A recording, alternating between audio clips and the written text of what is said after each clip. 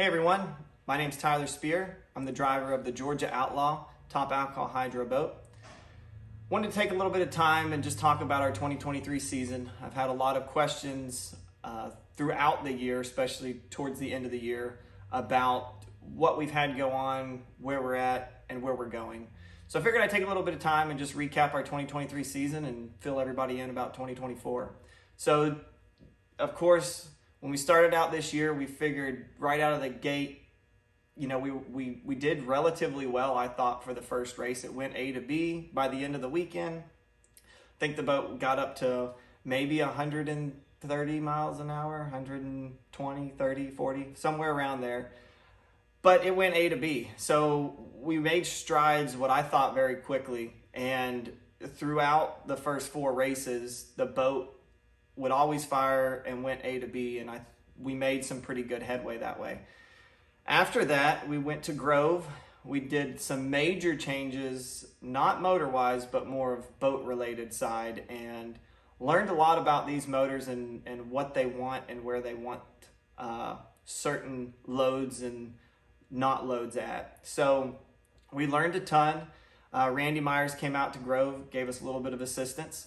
We ended up breaking the clutch in Grove, Oklahoma, and also broke an input shaft while we were there, which means we were getting the power laid down to the water. Unfortunately, all the other parts were not holding up to the power that we were making. So after Grove, the whole team, everybody was pretty pumped about the last two races in Wheatland, Missouri, and figured we would make some pretty big headway there. And just like Nitro sometimes is, it gave us curveballs the last two races. So the last two races, the second to last race in Wheatland, we went out there and ended up breaking the motor first round of qualifying. Didn't even get off the rope. It just basically hydraulic the motor.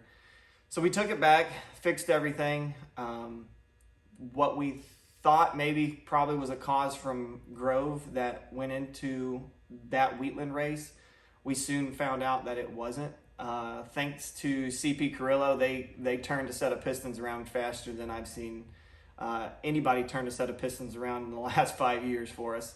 And they gave us the opportunity to go to the Labor Day weekend race and see if we could get the boat dialed in. Of course, there's more curveballs on the last race, and long story short, we found a clutch problem that pretty much was the whole problem throughout all weekend long. And everything was working properly. It was just how it was engaging and exactly what was happening was basically killing the motor. So, throughout 2023, we learned so much about A-Fuel and learned a lot about what the boat wants to and what the motor wants on trying to get them happy with each other.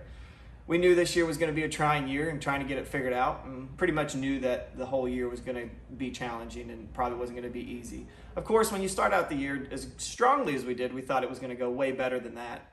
But a lot of people have asked us if we are going to stick with A-Fuel. We're not going anywhere with it. We're definitely going to get it figured out. We're going to make a lot of changes, a lot of data that we picked up throughout the year that we figured out kind of what we think that it wants.